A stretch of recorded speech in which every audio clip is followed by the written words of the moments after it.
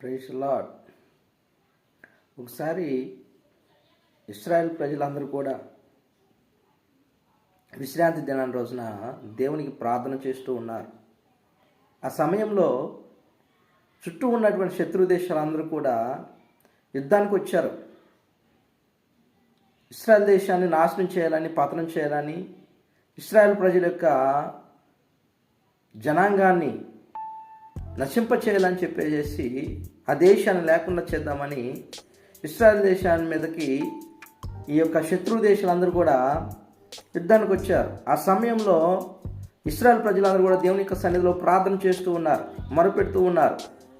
ఈ శత్రువులందరూ అనుకున్నారు, వారు విశ్రాంతి దినాన దేవుని సన్నిధిలో ప్రార్థన చేస్తారు, వారిని ఏమి చేయటానికి కూడా ఇదే, వారిని మనం హతం చేయడానికి ఇదే సమయము, ఆ దేశాన్ని నాశనం చేయడానికి ఇదే సమయం అని ఒక మాట అనుకుని అందరూ గుంపు కూడా వచ్చారు. ఆ సమయంలో వీరు దేవునికి ప్రార్థన చేస్తూ ఉన్నారు. శత్రువుల యొక్క చేతుల నుండి విడిపించడానికి దేవుడు ఒక గొప్ప కార్యం జరిగించాడు. ఏం చేశాడంటే ప్రియమైన దేవుని బిడ్డలారా, ఆ యొక్క చుట్టూ ఉన్నటువంటి శత్రు దేశాలు వీరిని నశింప చేయాలని యుద్ధము ప్రకటించుకుని ఈ ప్రజలను నాశనం చేయాలని వచ్చారు. అయితే ఆ సమయంలో దేవుడు ఒక అద్భుతమైన కార్యం జరిగించాడు. ఏం జరిగించాడంటే, వీరు ప్రార్థన చేస్తూ ఉండగా ఆ యొక్క దేవాలయం మందిరంలో నుండి, ఆ పరిశుద్ధ స్థలంలో నుండి, ఆ పరిశుద్ధమైనటువంటి స్థలంలో నుండి, అతి పరిశుద్ధమైనటువంటి స్థలంలో నుండి దేవుడు కొన్ని కందిరీగలను, కొండేగలను పంపించి శత్రువులందరినీ కూడా నశింపజేశారు. దేవుడు ఆ సమయంలో ఇశ్రాయేల్ ప్రజలందరూ కూడా ప్రార్థన జరిగిస్తూ చేసుకుంటున్నటువంటి సమయంలో వారు ఏమి చేయలేదండి, దేవునికి ప్రార్థన చేశారు. సమయంలో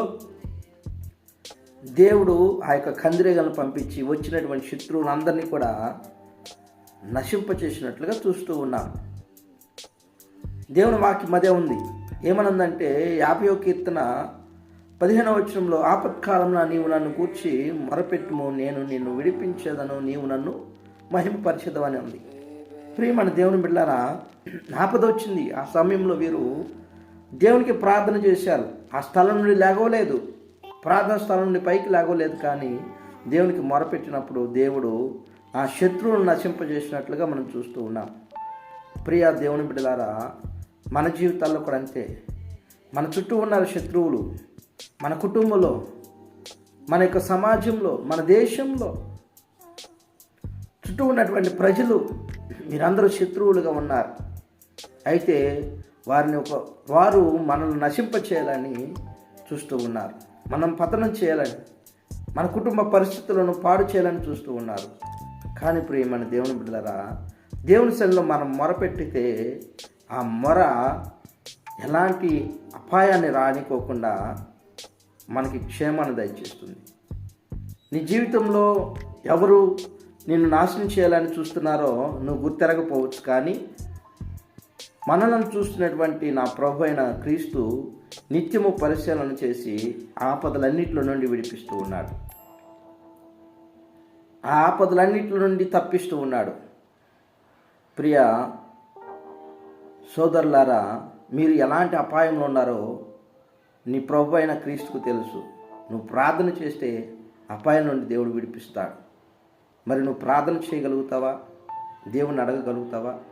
అలా అడిగినట్లయితే దేవుడు ఆపదలను తొలగించి నీకు విజయాన్ని దయచేస్తాడు. Praise the lord.